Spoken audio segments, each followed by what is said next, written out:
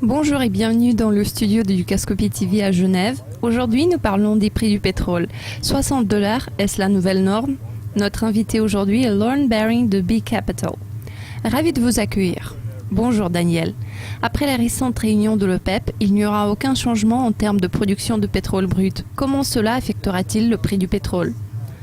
Les 6 derniers mois ont été très intéressants pour les investisseurs qui ont vu la chute des prix du pétrole de près de 100 $ à 50 $. La principale raison était la lenteur de la demande globale par rapport à l'offre.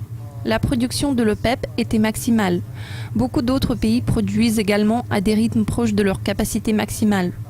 En outre, je pense que la capacité de production de pétrole et de gaz de schiste aux États-Unis a été largement sous-estimée. L'OPEP veut conserver sa part de marché et suite à la production aux États-Unis, l'Asie deviendra probablement le nouveau plus grand client de l'OPEP. En résultat de ce changement, en réduisant le prix du pétrole délibérément, l'OPEP est en mesure d'acquérir de nouvelles parts de marché et tout le monde extrait plus de pétrole. Je m'attends à ce que le pétrole reste dans cette nouvelle fourchette comprise entre 60 et 80 $ pour une longue période. La situation s'améliore à l'échelle mondiale. Nous voyons que la croissance mondiale s'accélère et le prix du pétrole pourrait grimper un peu plus haut. Nous l'avons vu rebondir de son plus bas de 50 $. Le niveau actuel est d'environ 66 $. À court terme, le prix pourrait progresser davantage, mais à moyen terme, il est susceptible de rester dans cette fourchette.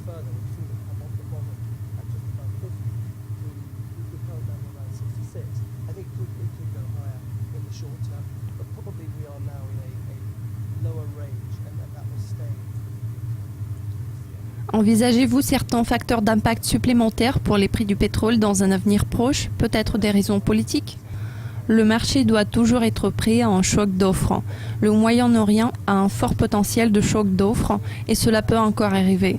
Je pense que l'offre restera robuste tandis que la demande mondiale va être relativement lente, ce qui va contribuer à ce que le prix du pétrole reste au bas de la fourchette.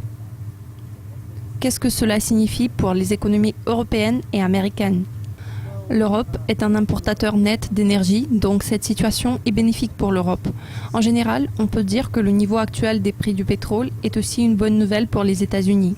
La baisse des prix de l'énergie dans l'ensemble favorise la croissance mondiale.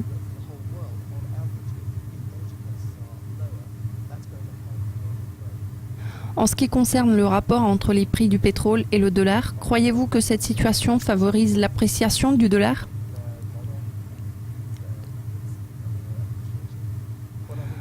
Je crois que c'est un facteur clé après l'offre et la demande, parce que toutes les matières premières sont libellées en dollars et le billet vert a été très fort au cours des 6 derniers mois. En résultat, cela a affecté les prix de tous les produits de base, y compris ceux de l'or.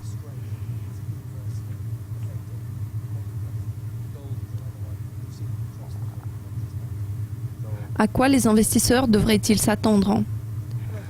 Notre conseil est de détenir des positions longues sur les actifs libellés en dollars et le dollar en général. Si les investisseurs considèrent d'autres classes d'actifs, nous croyons que les matières premières resteront sous pression.